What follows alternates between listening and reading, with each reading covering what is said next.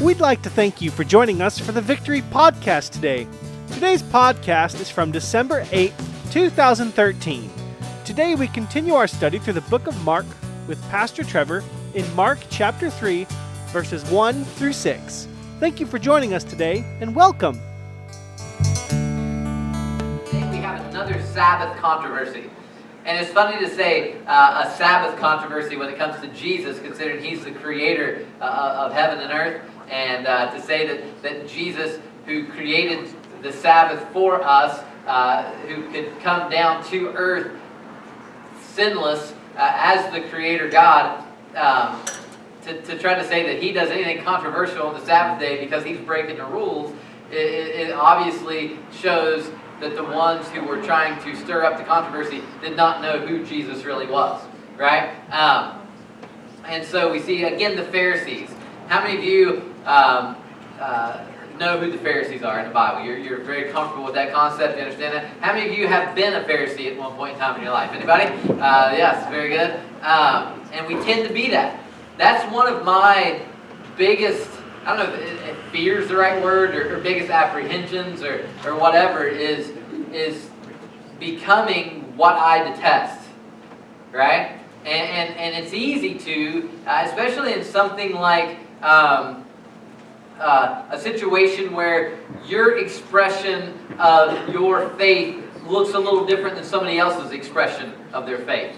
You know, we have churches that have different emphasis, right? And they're you know, in many cases, there's nothing wrong with the way they're doing anything. I mean, they worship a certain way. Their music, by that I mean music. Their music is done a certain way.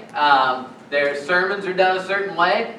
Their Sunday school is done a certain way. Their small groups, whatever it happens to be, and we're unique in the way we do things, and other churches are unique. And when you have that diversity, which is really a good thing in a community, because that gives you a more well-rounded expression of the gospel and of the truth of Christ.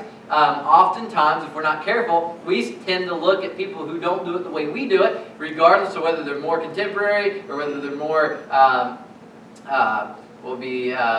traditional or whatever. And we tend to look either forward or backwards and say, you know, with an attitude of, well, they just don't quite get it. And they just don't quite get it. We're pretty fortunate because apparently we've struck the perfect balance, right? You know, and you know, it's tough being on the top, you know, or whatever. And if we're not careful, we do tend to have that attitude.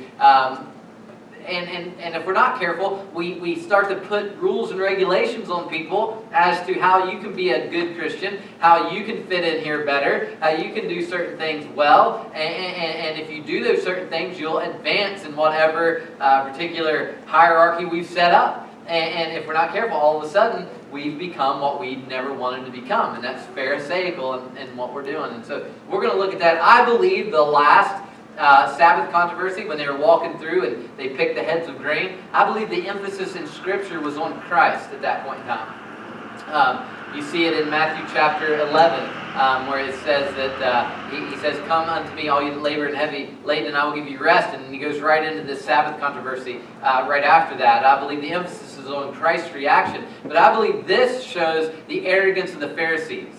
I believe this passage, although the whole emphasis is on Christ in Scripture, I don't mean to try to de-emphasize that, but I believe that the writer of Mark is showing us the arrogance and the stubbornness of the heart of a Pharisee in this passage. Let's see what it says. Again, he entered the synagogue, and they're in Galilee. So they entered the synagogue in Galilee, and a man was there with a withered hand. Now, a withered hand can be for many reasons. As I was researching this and trying to figure out, you know, what is the reason, it can be a birth defect, and oftentimes a withered hand was just your hand was maybe much smaller than your other hand. Your arm bones weren't formed correctly, or something like that, and it was withered up, and it wasn't as effective. And you got to understand the culture back then. There was no ADA compliance back then. There was no concern about anybody who wasn't normal. As a matter of fact, if you weren't normal, there was something wrong with you. And if you weren't normal and you weren't able to function the way society was set up, then you were cursed, perhaps. You were something was wrong with you. Your mom and dad had sinned and caused this to happen. You were outcast simply because of your abnormality, whatever that would happen to be. Even bald people were looked down upon. That's horrible. I mean, that's a shame. It really is. And people who had skin conditions.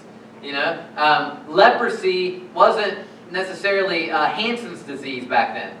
Hansen's disease is when you actually can have digits fall off, and you can have ears fall off, and your face can get deformed, and your ears swell up, and all kinds of crazy things. That's modern day what we think of when we think of leprosy is Hansen's disease. But it could have been anything like psoriasis, anything like that, and you weren't normal. You couldn't do the normal things. You couldn't function properly in society. And this guy had a withered hand, and that just set you back. They were expected to work hard and go out and earn a living, and it's hard to do that one-handed. And so this guy had a withered hand, and it could be caused by a birth defect. It could be caused by, in the modern days, it could have been caused by polio. It could be caused by something called, I think it's Erb's disease, E-R-B, I believe was the name of it. Erb's disease, yes, and a stroke can cause that. Some of you seen people. I had my great grandma had her hand. How old was she when she had that happen? Yeah, pretty young, correct? So, yeah, in her 50s, she had a stroke, and it caused her hand to go up like this. And it could be caused. A lot of things could cause that to where your hand, wasn't right. And this guy came in, and that's a big problem for this guy. It's a huge issue. His withered hand, and so. He was there with the withered hand. And I think, as we read through, I think the Pharisees put this guy there. I think they set Jesus up from, if you look at what they're doing, because they're watching him. They're trying to find a reason to accuse him. And I think, much like the woman that was caught in the act of adultery, I believe she was set up as well. I believe that this guy was, that they found this guy and they just made him go in there just to see what Jesus would do. And to be able to blame him for doing work on the Sabbath. I mean, isn't that funny? To get, these Pharisees were going to get Jesus for doing work on the Sabbath. The Creator God, they were going to trick him into doing work so they'd have a reason to get rid of him. That's Christian love right there, I mean, that's just right to the heart of it, If we don't like you, we want to kill you, but it's just funny, even today, people who are caught up in Phariseeism and legalism and things, but when they're very, I get letters about once a week now on the door. I'm not sure who does it. They don't leave an address. They don't leave a name. The last one left a name, but it was written in 1980, so I'm not sure that they're still around. But I got one about Halloween. And it was under the door. I get one about once a week about church, about how we're doing wrong because we're having church every Sunday, and we're an abomination, and there's no good church, and all this stuff, and maybe come to service. Maybe that'll help or hurt. I don't know, but I got that. I got one about Christmas. Some of you heathen have put Christmas trees in our windows, and I think that was Mrs. Finley to be exact, and Terry, and they're you just need to stay away from them. Apparently, I don't know. They're worshiping Satan in some indirect way because of the tree, according to this pamphlet, and so and by implication, there's one right there too. I didn't even see that. That's scary. I totally forgot about that one. Apparently, we're all implicit in this controversy. And if you take Santa Claus's name, which I'm not sure how Santa Claus fit in, unless I missed something in the windows, Santa Claus, if you rearrange his name, equals Satan. And if you rearrange the letters, and that's rock solid right there. I mean, that's rock solid.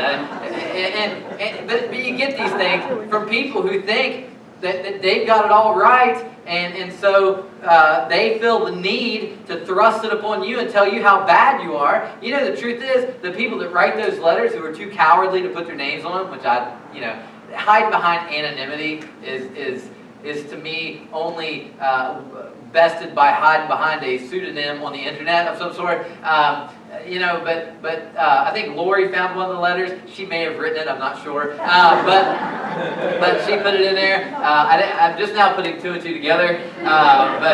Anyway, maybe she's on Mike's dirty work, I'm not sure. But the people, they would just as soon we disappeared. You know what I mean? Really. They don't want us here because they think we're wrong and evil. Right? Honestly, if you know the attitude, they just assume we cease to exist by whatever means necessary. They probably aren't going to do anything to harm us, but if something happened that harmed us, they would say, see, look what happened. You know?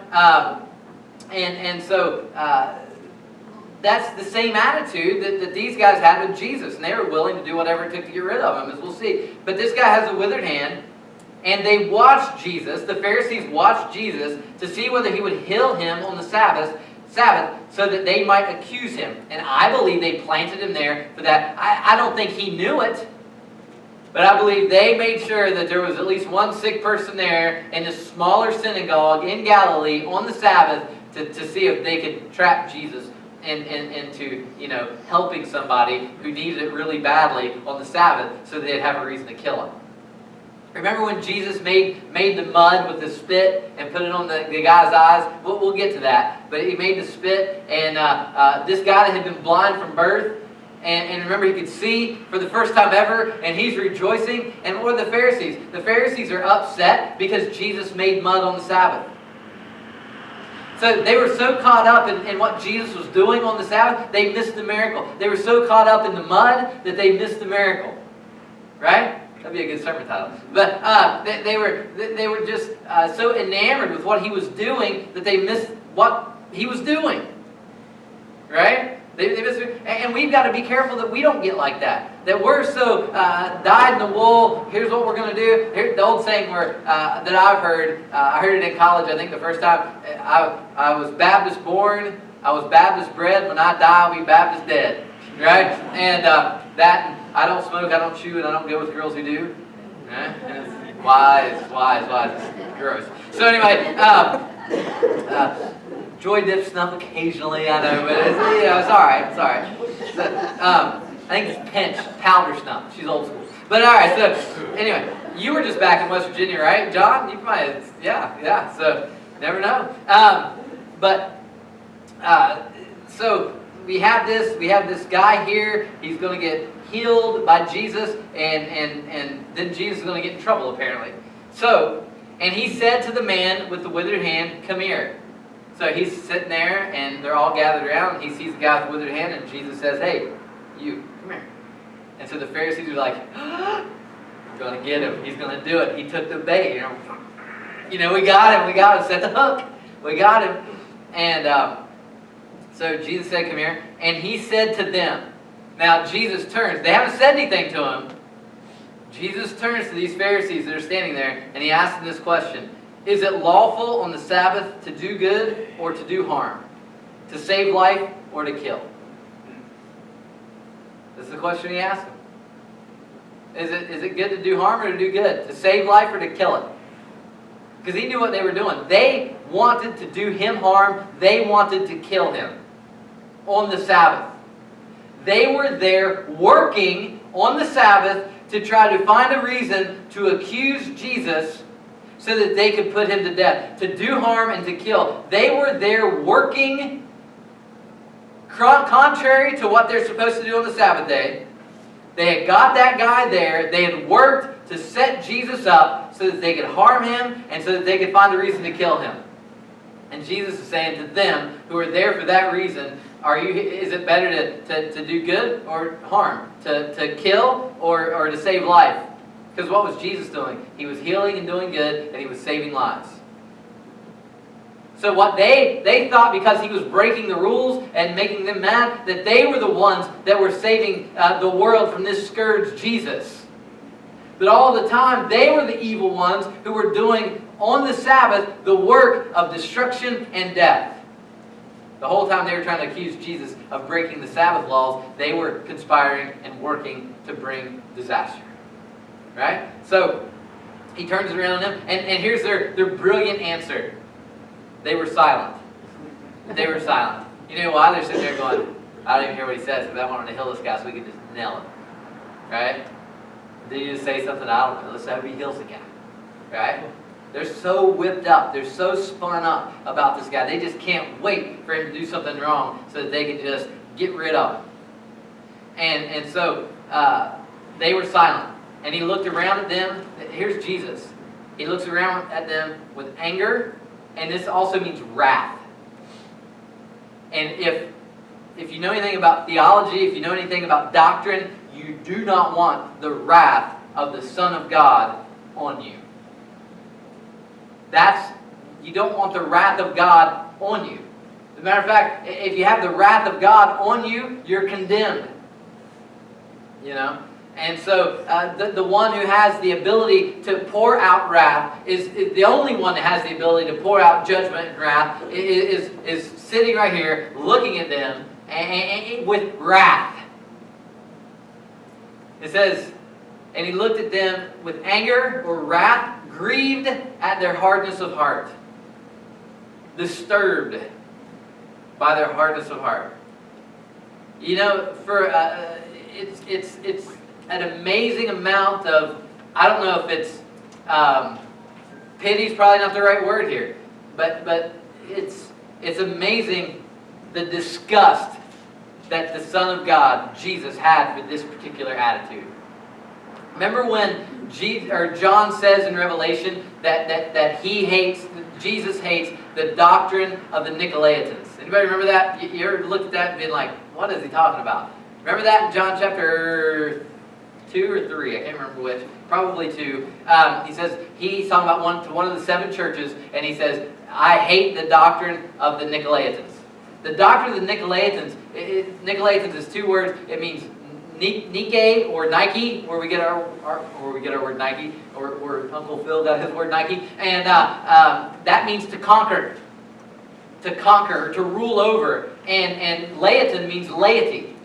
So Jesus hates the attitude of ruling over the congregation, ruling over the people that worship him. And what he wanted to avoid was the clergy rising up and ruling over the laity. That's not what Christianity is all about. And that's exactly what the Pharisees were doing. They were rising up and ruling over the laity and saying, you can't do this, you can't do that. If you do this on the Sabbath, you're dead. And if you don't do this, you're not. And Jesus hates that attitude.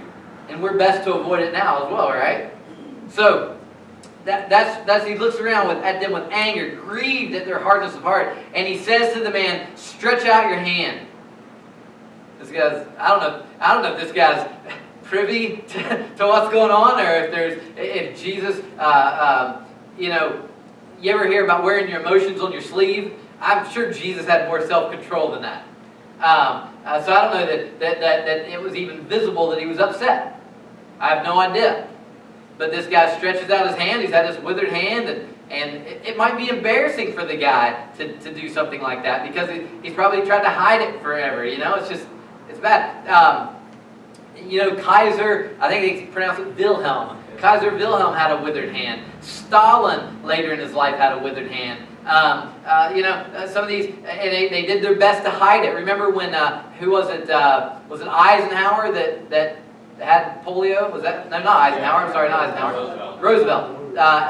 FDR had he couldn't walk, and for years the American public didn't know it, because it's a sign of, he took it as a sign of weakness. He didn't want people to know that, and so we always tend to try to hide our abnormalities, things that that's why a lot of people get toupees because they want to hide it, right? I mean, honestly, if you or plugs or whatever you're gonna get. And I thought about just doing that, just getting like a full-on afro and coming in one day and being like, oh, I'm losing a little weight. Is there anything different,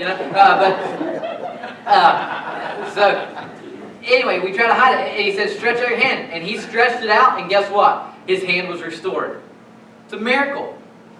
This guy, I mean, they are the ones who planted it there. They knew, they got a verified, sick person. They got a verified person that had a verified problem because they wanted to trap Jesus in a genuine miracle on the Sabbath day. Right? That was their trap. I guess if there's ever a good time to be complicit in a trap, it would be the guy with the withered hand that happened to get in there and get healed in the process. Right? But then he comes in and he stretches out his hand, and it's a verified miracle. The Pharisees know it. They're the ones that put him there. I think, allegedly. I believe that's what happened. That the Pharisees put this guy there so he would be healed. And when he did stretch out his hand for the first time, and who knows how long, maybe forever, he stretches out a full and correct hand. The bones are no longer deformed. The muscles are no longer atrophied. Everything is perfect about his hand just as it is about the other one. He stretches it out. And he's probably just blown away. I mean, you can imagine.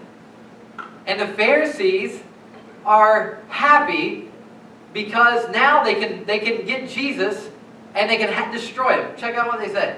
He stretched it out and his hand was restored. The Pharisees went out and immediately held counsel with the Herodians against him, how to destroy him. We got him now. He did it. Yes, he healed that guy. Now he's done. You know, this guy's all happy that he got healed. You see how it just makes you all backwards and messed up?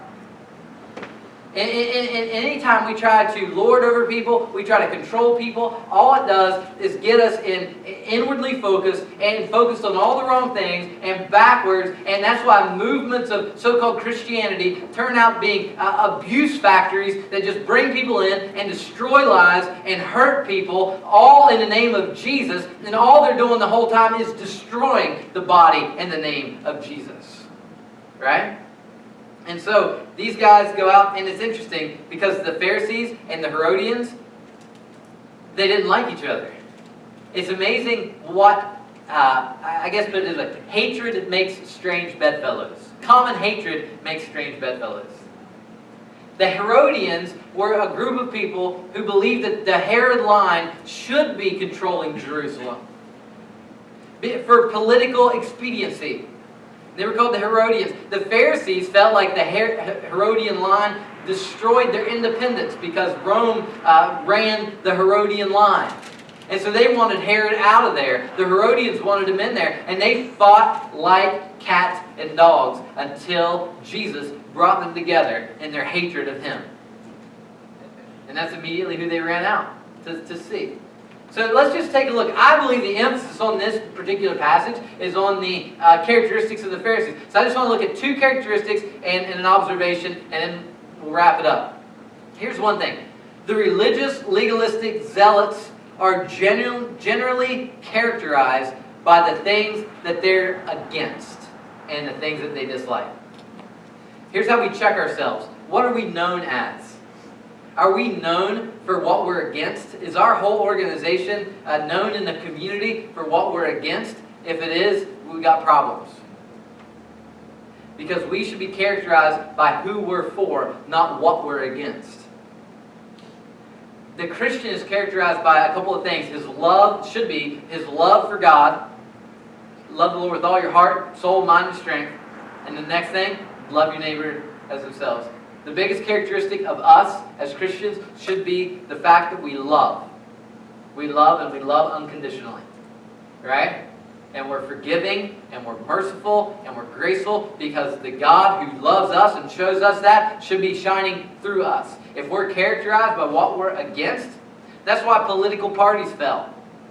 Because you get characterized by what you're against. I'm not going to mention one that's failing often because of that, but there's one glaring problem with being completely against everything and being characterized by being against everything. When you get that attitude, people don't want to have anything to do with you, and they want to stay away from you, and you end up isolating yourself because you and everybody else who happens to hate this particular thing or that particular thing all gather together. Right? So we can't be characterized by what we're against. We must be characterized by who we're for, and that's Jesus Christ. Right? Another observation, Pharisees are no longer teachable. They're no longer teachable, and they have, even worse than that, they don't have a desire to learn. That right there means they don't need church.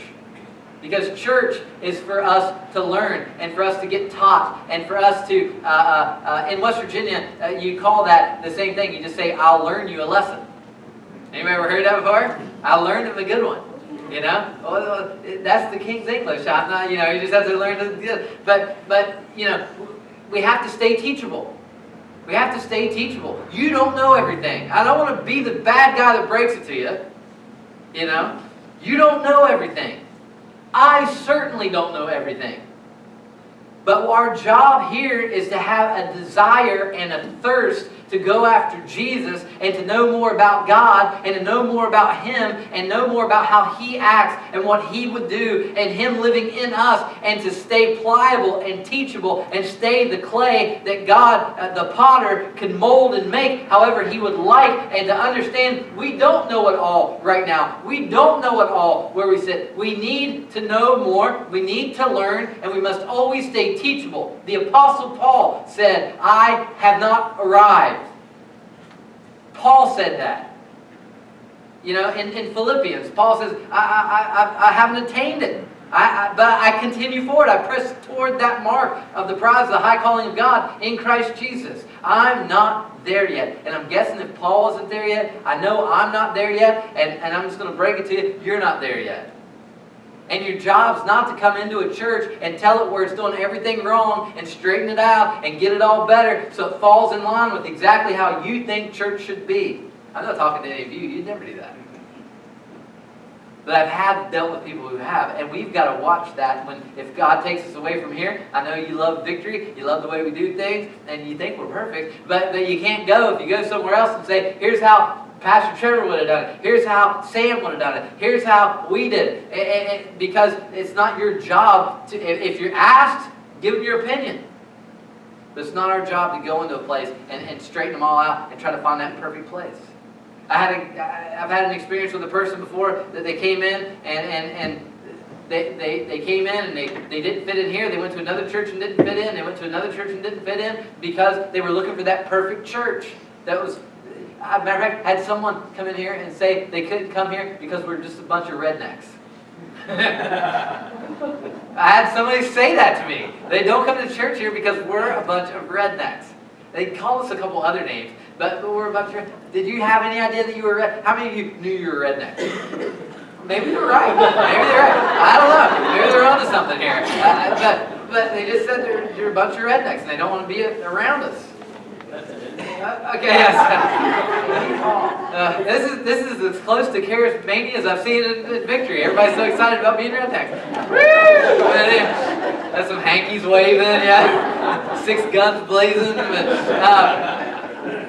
But yeah, I had someone say that, and you know what?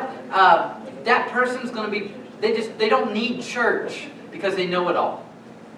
And Pharisees don't need church. As a matter of fact, they poison churches. They need to stay out of churches because they're just going to come in and tear people up, And so that, and then my other observation, I've already mentioned it actually, that the common hatred makes strange bedfellows. And it's funny to watch how political battles do this, where you have people that hate certain things and they hate each other, but they hate this worse. So they come together as a result of this. And so let's not be characterized with these things. We don't need to do that. We've got so many positive things happening with Christ in our lives that we don't have to worry about what we're against. You know what we need to be against? We need to be against the sin that's in our lives. Right? I've got so many things wrong with me. If I told you, you probably would go running out, you bunch of rednecks. I don't know.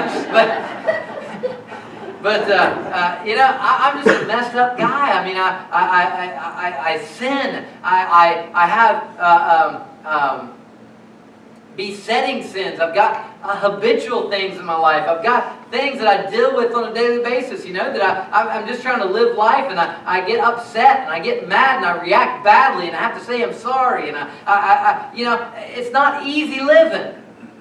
But guess what? Jesus was right when he said, hey, worry about the speck that's in, the beam that's in your eye before you worry about the speck that's in somebody else's. Look, you know what he's saying there? He's like, you got enough problems with that 2x4 sticking out of your head. Don't worry about the piece of dust that's in his eye.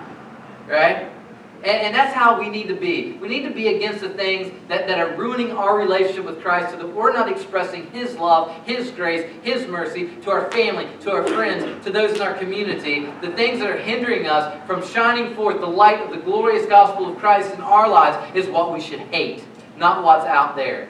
Because we need to love the ones that are out there and show them the truth of Jesus Christ. Right? Let's not be Pharisees. It's easy to be a Pharisee.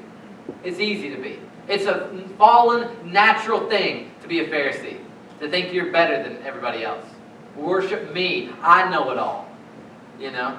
That wasn't a statement. I guess you could take that. That's what Pastor Trevor said. Worship me. But that's how it is. When we become Pharisees, we become a group of people that are characterized by what we're against. We're not teachable, and we just come in and we preach to the choir every week. I don't want to go to a church that preaches to the choir every week. I want to be challenged. I want to be stirred up. I want to be motivated.